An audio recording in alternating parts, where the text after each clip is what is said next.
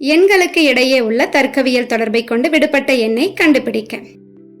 கொடுக்கப்பட்ட எண்களை கவனிங்க. மொத்தம் 5 எண்கள் இருக்கு.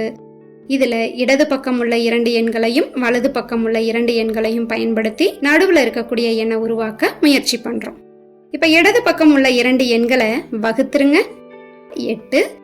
இதே போல வலது பக்கம் உள்ள 2 எண்களையும் வகுத்தோம்னா 6.